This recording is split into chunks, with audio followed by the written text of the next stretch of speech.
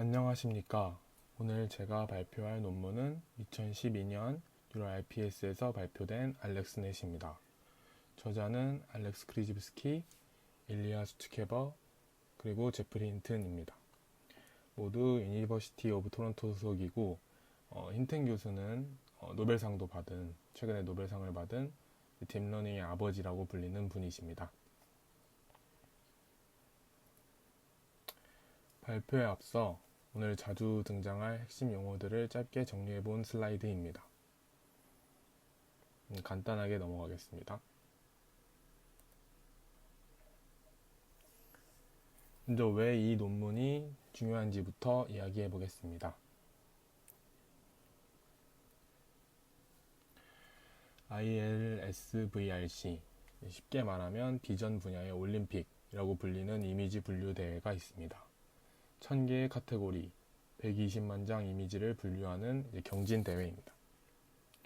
2012년 이전까지 최고 성능은 시프트와 피셔 벡터스를 쓴 방법으로 탑5 오류율이 25.7%였습니다. 그런데 알렉스넷이 등장하자마자 이걸 15.3%로 낮췄습니다. 2위와의 격차가 10.9%인 것입니다.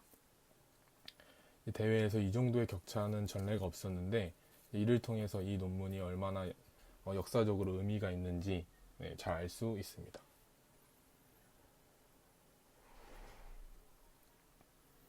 이 차트를 보시면 한눈에 더 확인하기에 쉬울 것 같습니다. 파란 점이 전통적으로 컴퓨터 비전에서 사용했던 방법들입니다.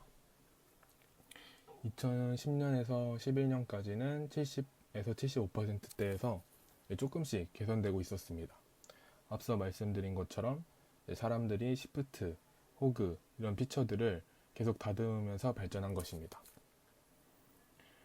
그런데 2012년에 이 빨간 원으로 표시된 초록점 하나가 나타났습니다. 이게 알렉스넷입니다. 85% 이상의 수치를 기록하면서 기존의 수치와는 비교되게 파란 점들을 전부 뛰어넘었습니다. 이 다음이 중요한데 2013년부터 상위권을 보면 전부 초록점입니다. 초록색과 파란색을 각각 기존 방식과 딥러닝으로 구분을 해놓은 것인데 이 논문 이후 딥러닝으로 흐름이 바뀌었다는 것을 잘 알 수 있습니다. 단순히 1등을 했기 때문에 대단하다 그런 게 아니라 흐름을 바꾸었다는 점에서 역사적인 논문이라고 할 수 있습니다. 그러면 이전에 정확히 어떻게 했는지 왼쪽이 전통적인 방식의 컴퓨터 비전을 이용한 과정을 정리해 봤습니다. 앞서 말씀드리는 것처럼 2011년 알렉스넷이 등장하기 이전까지의 기본적인 방식을 정리해 보았습니다. 중요한 거는 오른쪽이니까 오른쪽에 대해서 더 설명해 보겠습니다.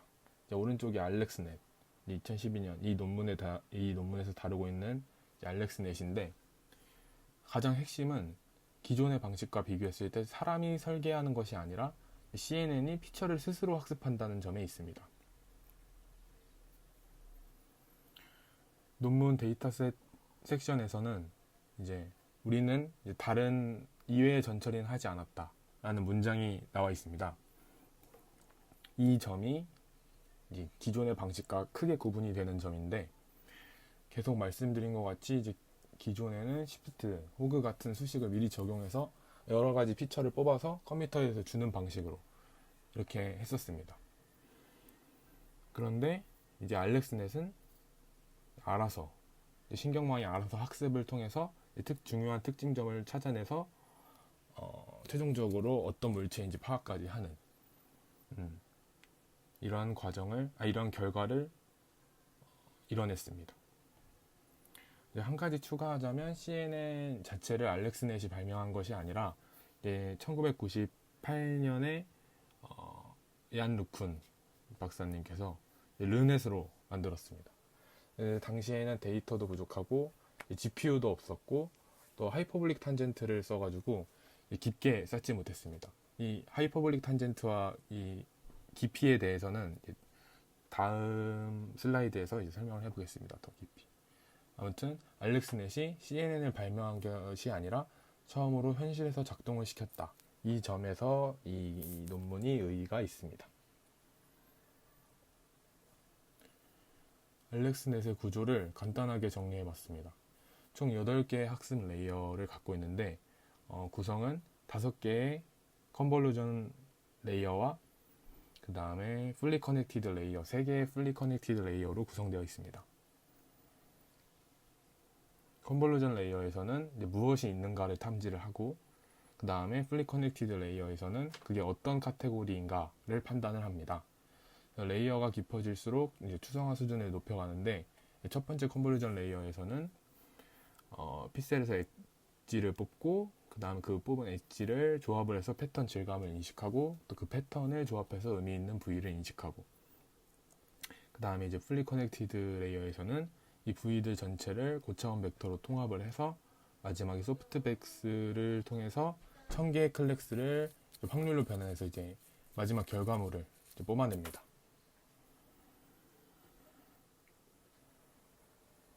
네, 이제 논문에 나와 있는 사진을 기반으로 구조에 대해서 더 자세히 설명해 보겠습니다.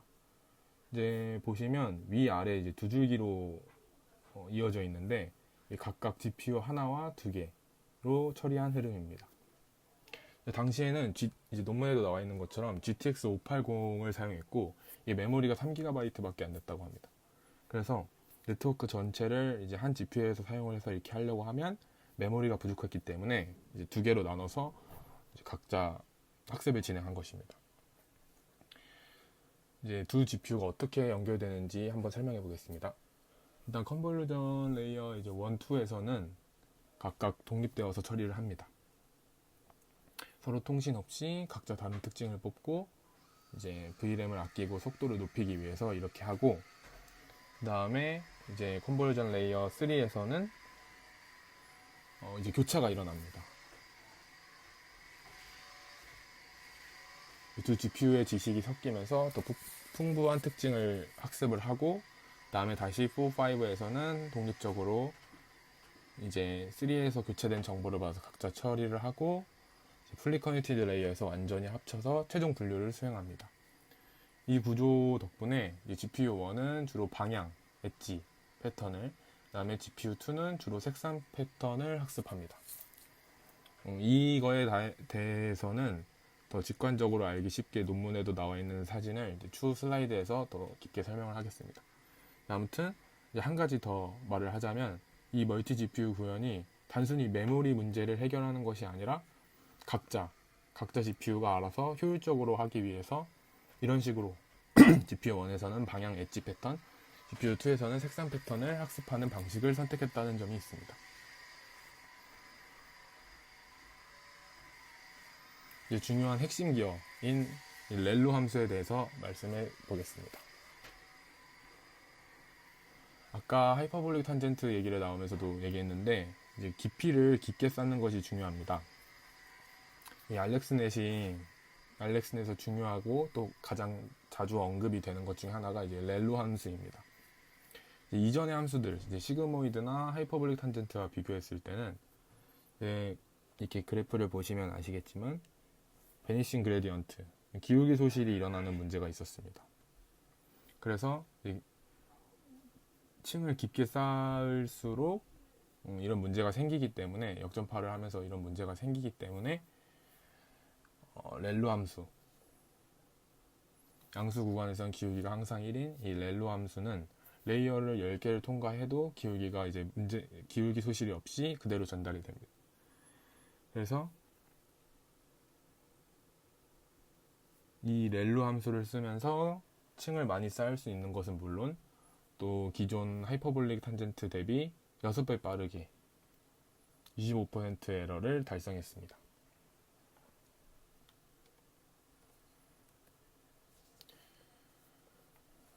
이 논문 피규어 3에 나와 있는 사진인데요. 아까 말한 것처럼 이제 GPU에 따른 다른 패턴을 학습했다는 것, 그것을 시각적으로 잘 볼 수 있는 사진입니다.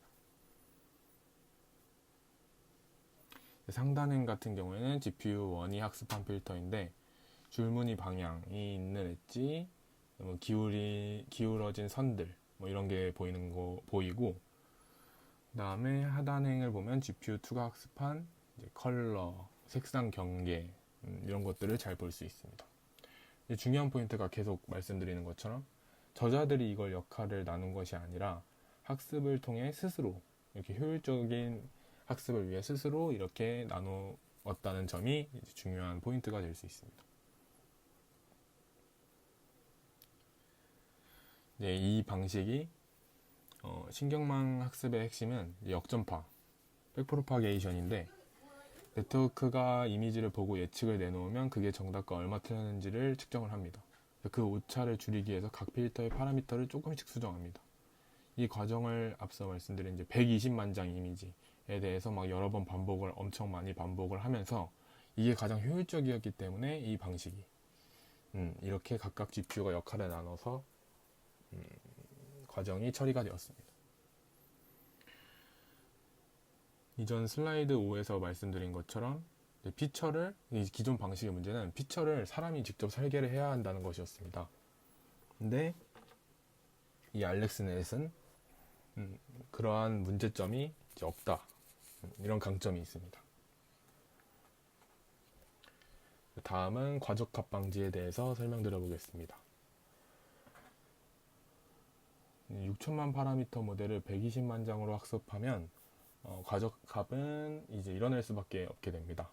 알렉스넷은 이를 세 가지 방법, 주요한 세 가지 방법으로 해결을 했는데, 일단 드롭아웃, 그 다음에 제로 센터링, 민 서브트랙션이 있고, 그 다음에 이제 데이터 어그멘테이션이 있습니다.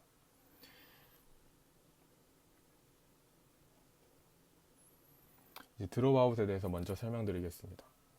학습 중에 각 뉴런을 50% 확률로 꺼버려서 꺼진 뉴런은 이제 앞으로 전달하지 않고 또 오차를 받아 가중치를 수정하지도 않습니다. 그래서 이거에 대한 이제 예시로는, 예를 들어서 이제 회사가 있을 때 6명이 한 팀원이면 3명이 없어도 그 일을 수행하기 위해서 나머지 그 일을 하고 있는 그 3명의 그 역량이 증가하게 되는 일을 수행하기 위해서 이런 것처럼 효과가 있습니다. 드롭아웃.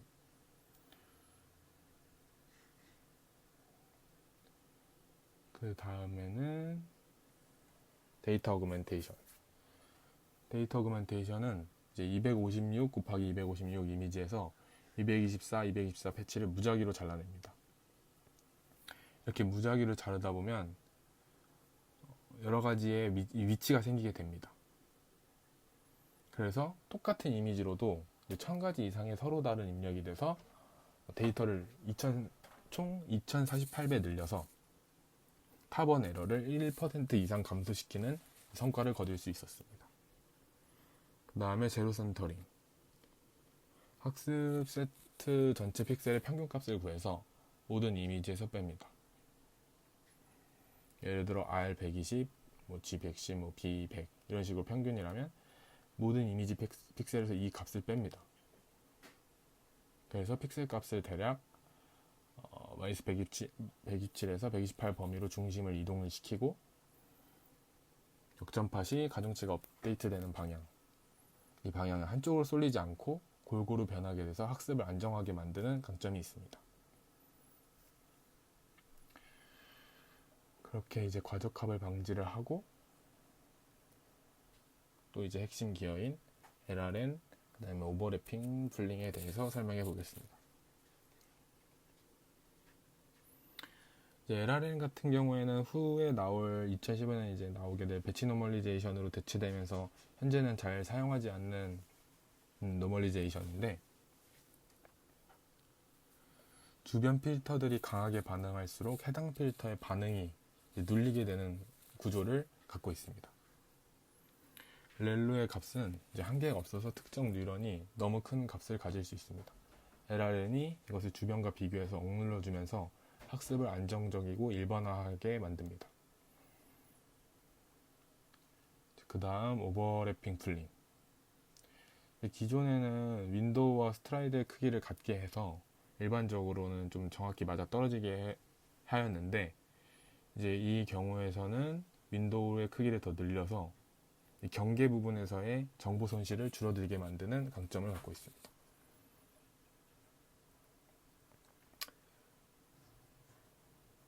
다음에 학습 세부 사항에 대해서 정리해 봤습니다. 배치 사이즈를 128로 하고, 모멘텀을 0.9를 줬고, 웨이트 디케이를 0.005로 줬다. 이러한 수치적인 것에 대해서 정리를 하여 봤습니다.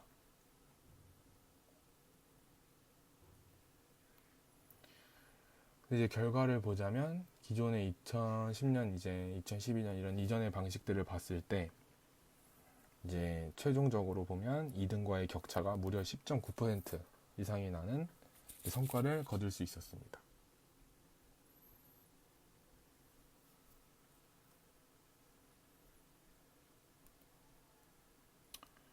다음은 이제 탑5 결과에 대한 사진, 논문에 나와 있는 사진인데요. 왼쪽에 나와 있는 사진이 각 이미지 아래 막대를 탑5 예측을 정리한 것입니다. 이제 보시면 아시겠지만, 이제 레오파드를 통해서 스노우 레오파드, 치타 이런 식으로 사람도 혼동할 만한 정도의 탑5 오류를 갖고 있고, 그 다음에 이제 오른쪽은 플리 커넥티드 레이어를 통해서 유사 이미지를 검색을 이제 뽑아낸 걸 유사 이미지 검색을 해본 것입니다. 이게 잘 보면 코끼리의 방향이나 아니면 그림자, 빛 이런 걸로 인해서 파악하기 어려울 수 있는데, 이렇게 유사 이미지를 정확하게 가져온 걸 보면 정확히 코끼리를 이해하고 있다, 호박을 이해하고 있다, 여기 보이는 강아지, 꽃을 이해하고 있기 때문에 이제 이러한 사진들을 검색할 수 있다. 이거를 이제 증명하는 것입니다.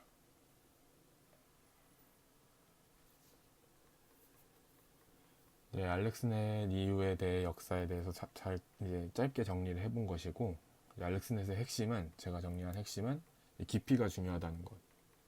레이어를 하나만 빼도 이제 탑1의 오류율이 이제 2% 줄어들게 되고 그렇게 됩니다. 늘어나게 됩니다. 그 다음에 데이터 규모 120만 장이 있어서 가능했다. 그 다음에 이제 렐루, 앞서 말씀드린 활성화 함수인 렐루 함수, 그 다음에 이제 드롭 아웃 방식, 또 이제 계속 중요하다고 나오는 GPU의 병렬 연결, 어느 하나가 빠졌어도 이 결과가 나오지 않았을 것이다. 이렇게 정리를 하여 봤습니다. 네, 이상으로 발표를 마치겠습니다. 감사합니다.